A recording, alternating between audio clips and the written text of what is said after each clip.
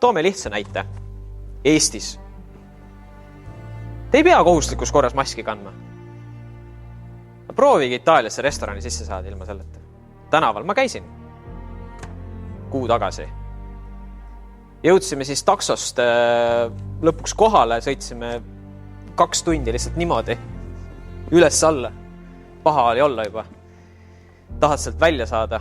Sul on veel pikad riided ka, sest sa tulid Eestist. Ja siis sa astud sinna välja, 36 kraadi. Siis oma kohvritega sa oled juba nii väsinud, ja siis tuleb mingi vend sulle niimoodi.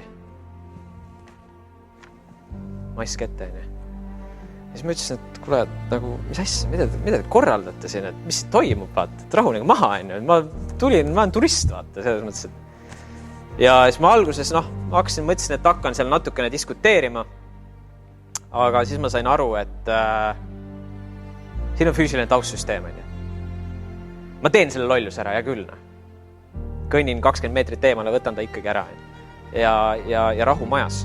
Füüsiline taustsüsteem toetab meid siin Eestis, et me ei pea kohustuslikus korras niisuguseid asju tegema, nagu näiteks väga paljudes riikides praegu peab. Kuna see koht meil siin justkui nagu mõistvam või inimlikum selle hulluse suhtes. Toon teise näite. Austraalias ma olin 2,5 kuud, olime põhimõtteliselt toortoidu peal, vegan toortoidu peal. Täna muidugi mitte siin Eestis võimatu, ülikeeruline. Aga miks ma seal sain olla? Füüsiline taustsüsteem. Lihtsalt on niivõrd soodustab sellise elustiili elamist seal. Ehk siis me peame alati võtma neid asju arvesse. Geograafilised aspektid, riiklikud aspektid, poliitilised aspektid ja muidugi solaarsed galaktilised. Kui on näiteks mingi tähtede süsteem. Või võtame kasvõi täiskuu ajal, mis hakkab toimuma. Inimesed läheb hulluks peast, segaseks. Tapmised, mõrvad, autoõnnetused, kõik hakkab järsk. Taustsüsteem. Mingi asi kuskil taevas tegeleb sellega, et mingil inimesel keerab ära lihtsalt täna õhtul. Natuke on promill ka sees ja minek. 250 kilti tunnis kuskil Tallinn-Tartu maantee. Pole probleemi. Kelle või mille arvelt kogu maailma finantssüsteem, pangandsüsteem tegutseb, elab. Mis see väärtus seal on? Inimene, eks ole. Tööjõuline inimene. Maksumaksja. Sina pead tegema tööd, et üleval hoida mingit asja, mida tegelikult ei ole üldse olemas.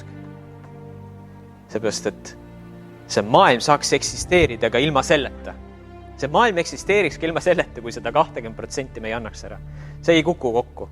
Majad ei hakka kokku kukkuma. Ta on tohutu röövimine. Kogu see planetaarne süsteem on ülemagnetiseeritud. Kogu finantssüsteem baseerub võlal.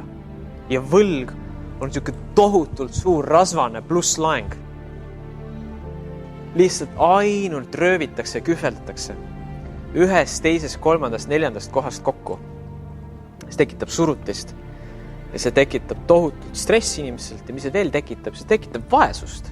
Afrikas või Indias või neid kohti nii palju, kus on meile nagu kirjeldamatu elu. Nagu me ei suuda ette kujuda sellist elu, mis elatakse. Siin samal planeedil. Mõni 5-6 tuhat kilomeetrit lõunasse. Mitte, et nüüd me peaks kõik nüüd kaasa tundma sellele ja hakkama mingit rahu ja armastus sinna poole saatma. Ei, iseendaga tuleb tegeleda. Aga iseendaga tegeledes me muudame juba ühe maailma. See maailm olemegi meie enda maailm ja me saame edastada seda infot. Maailma muutmine hakkab iseendast. Kui me seame iseenda elu korda, siis me oleme võimelised muutuma inspiratsiooni allikaks teistele. Kui enda elu ei ole korras, siis millest sa räägid? Näiteks saab ka nii, et ei pea kellegi heaks tööd tegema, saab ka teistmoodi. On näiteks uusi finantssüsteemi lahendusi, rahasüsteemi lahendusi. On ta mingid krüptovaluuta projektid või mis iganes lahendused. Oluline on hoida avatud meelt. tänases keerulises maailmas, kus meil on siin igasugused viirused, igasugused, ma ei tea, mis asjad siin välja mõeldakse, et majandus jälle põhja lasta uuesti, see käib tsüklitega, maailma majanduse langused, mis iganes välja mõeldakse, mis vabandused, sa oled valmis selleks, kui juhtubki nii. Mitte, et ma ei räägi, et see nüüd euro ja dollari peaks päeva pealt kuskilt ära kaduma, aga see ei pea lõpuni vastu. Maailma võlg on kuskil 10 korda suurem kui kogu maakera SKP. Kõik varad, kõik kinnisvarad, kõik asjad kokku. Maailma võlg on sellest 10 korda suurem. Ma ei tea, kodanikult Pluutolt või kuskilt Andromeda galaktikast või kes selle kinni maksab,